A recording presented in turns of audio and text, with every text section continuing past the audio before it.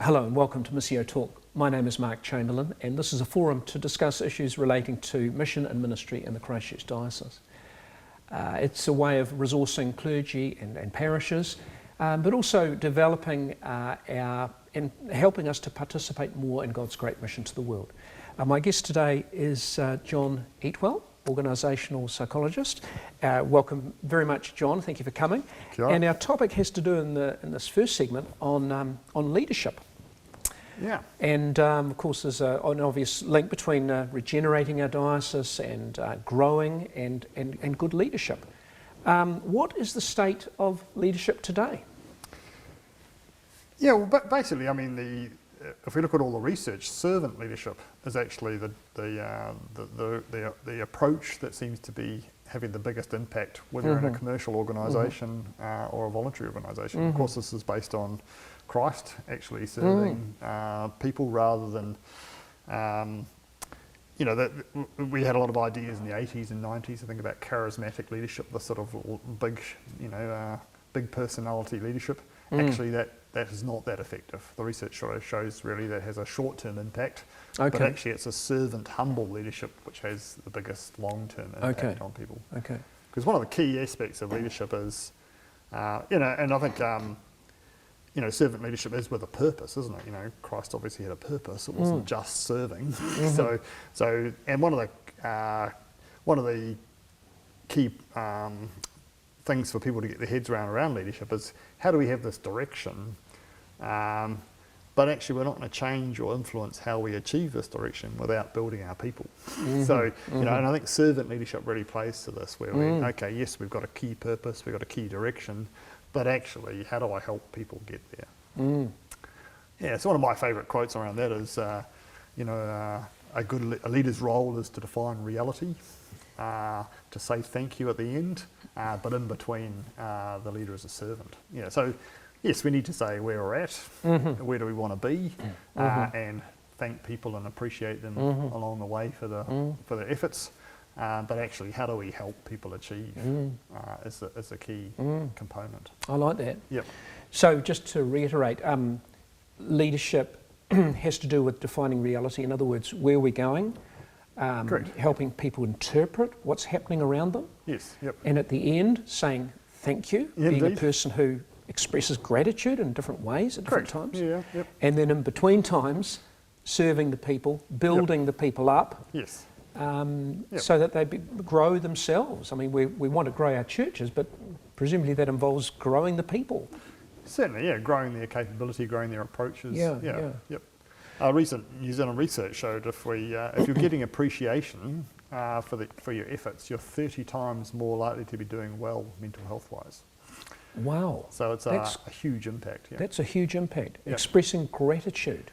Correct. Yep. And this is it's so simple. Indeed.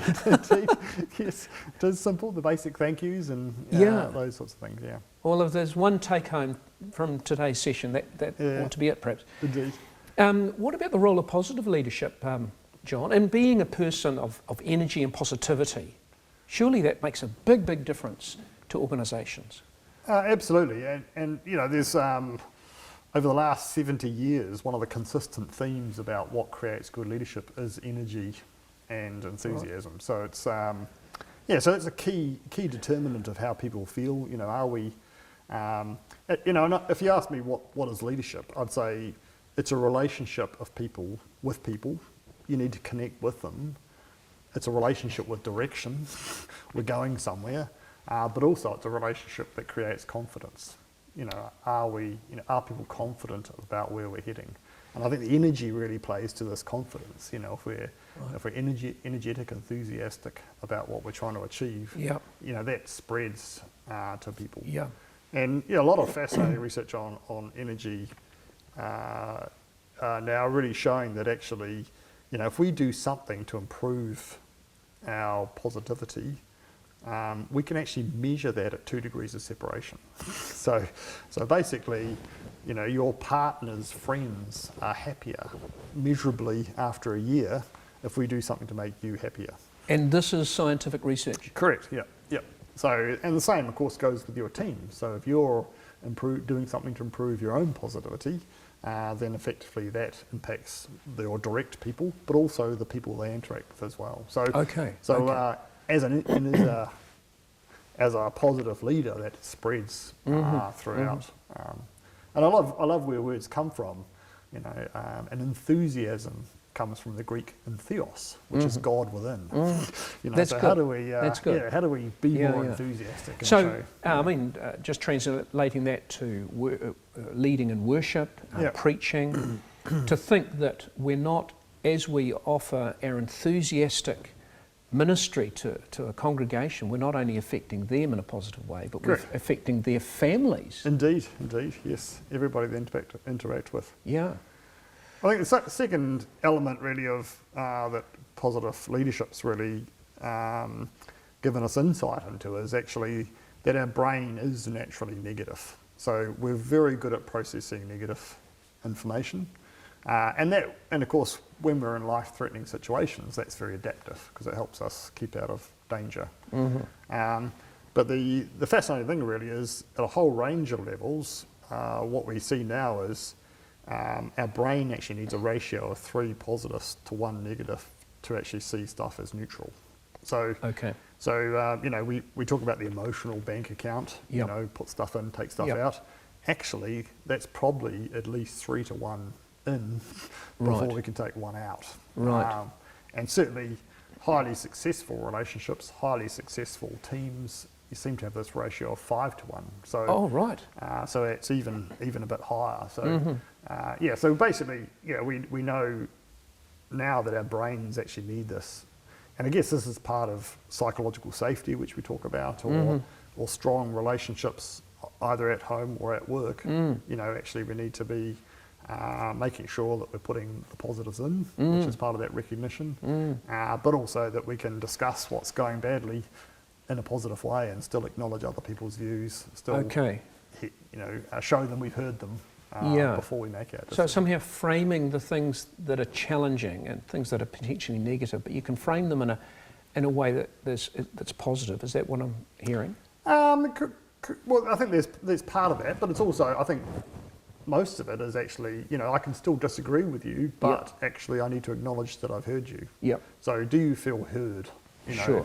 And if we can make people feel heard, that's through eye contact, summarising what they've said, agreeing with what we can agree with.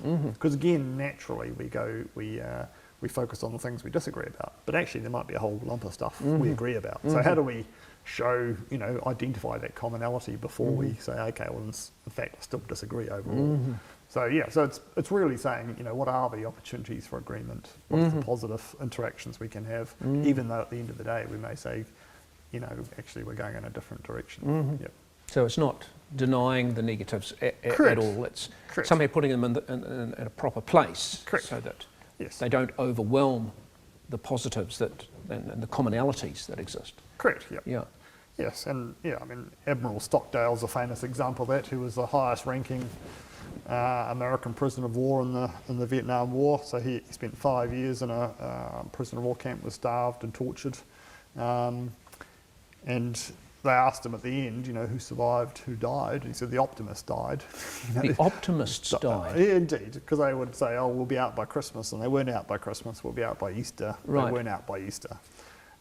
He said the people there who survived were said, we will get out at some stage. I have hope. But actually today will be hard. And we need to get through today. So there's this, there is a realism, and I don't think positive psychology is not about, or positive leadership is not about denying reality. But it is about focusing on where we're heading and where we want to go. Oh, well, there's so much stuff there around enthusiasm and optimism, being a positive leader, but not neglecting the challenge that do exist, but somehow keeping them in the right place and making sure the positives are emphasised, shall we say. And again, this gets back to that confidence, doesn't it? If we deny reality, people are not going to believe us. We need to acknowledge stuff's hard, but actually, what's the hope? Where are we heading? How are we going to get there? That's the bit that creates confidence. Tell me, John, can people learn these leadership skills, or are they natural. Yes. No, they are. And again, there's been a lot of research on traits. Are there some things that make leaders better than others? I see. And really what the research says is there's some small positive correlations between traits and leadership. But actually there's more variability than there is commonality. Yeah. And part of this research really is around saying, are people really leaders, or are there people that people want to follow? Right. So is it followership or is it leadership? And really there's a whole lot of research really saying now, actually we want to follow people who have this spikiness. They have some real strengths. Right. That's what we want to follow. Right, I see. What kind of strengths? It doesn't matter. Enthusiasm, positivity, Well, a vision for the future? No, it doesn't seem to matter. That's the interesting part. So in terms of who we want to follow, it seems to be... This research was done by a couple of researchers called Zinger and Folkman. And what they did was they had a database of 20,000 leaders evaluated against 16 competencies. And they thought, that'd be really interesting, given we've got all this data, to see who were the exceptional leaders, which competencies or combination of competencies made them highly effective. But what they found was, actually there were no common competencies that made people highly effective. Okay. But what they found was, if you were average at a whole range of those competencies, effectively you were rated at the 30th percentile overall. So you could be average at all 16 competencies, but actually people saw you at the 30th percentile. If you were good at one of those competencies at the 90th percentile level, so you were exceptional on one competency, all of a sudden overall you went from the 30th percentile to the 64th percentile. Wow. If you were good at 3 competencies, now you're up to the 80th percentile. Right. If you were good at 5 competencies, people rated you at the 91st percentile. And if you could be good at 16 competencies and you were still at the 91st percentile. Oh, so you don't have to be great at everything. No, in fact, this is the research really. But you have to be good, competent or really good at certain things. Correct, yeah. So 2 or 3 areas, for example? Well, I think, so the idea is 3 to 5. Right. And I say 4 to 5 because the research on resilience, and this is similar to the Bible, isn't it? The talents. How do you play to your talents? Yeah. So again, the research is, if we work on 4 or 5 strengths, then actually we're happier, we're healthier, and we're more productive. So the Zinger and Folkman research said 3 to 5 strengths. Resilience research says 4 or 5. So I say work on 4 or 5, and you get both both things going. So. Yeah, so this is so the research is saying the strengths-based leadership, authentic leadership, positive leadership, saying it's not about who you are, it is actually building 4 or 5 things that you can be exceptional at. The other really interesting part of Zinger and Folkman's research was, if you were bad at stuff, you could work on it for a number of years and you never got to average. So if you want to get to the 90th percentile on 4 or 5 things, you're not going to get there by working on your weaknesses. I'm hearing that. Yeah. The other interesting thing they found was, if you worked on your strengths, your overall development gain per year was 24% across the 16 competencies. Right. If you worked on your weaknesses, the overall gain was 12%. So how does an average vicar find out what these 4 or 5 competencies are? Well, you probably know. You probably know, or you probably... you could ask a trusted friend. Spouse. Your truth teller. Yep. Who's your truth teller in your life? We've all got 1 or 2 of those. Yeah. You can also, there's a really valuable exercise where you give a little cards to 10 trusted people, and you say, when I create exceptional value, when I'm unique, when I do things really well, what am I doing? Right. And they all give you 3 things back. Yeah. And then you collate all of that. Yeah. And you find the themes. Correct. Yeah.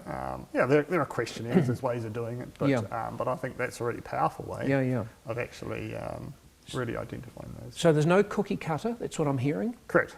It's you are gifted in a particular way by God and called to lead your church. Yep. But emphasise and strengthen what you've got. What are the good qualities and abilities that you have? Correct. Don't worry about becoming kind of a blancmange across the board expert in everything. Correct. That's never going to happen. and if it did happen, it wouldn't actually help. Indeed. Yeah. Yep. And I think the really liberating part of this is, you know, it's working on these 3 to 5 things, or 4 to 5 things. But you need to, you know, as you say, gifted by God, naturally good at. But actually, how do you take it to the next level? Sure. Because we want to get to the 90th percentile. Yeah, I like that. Yeah.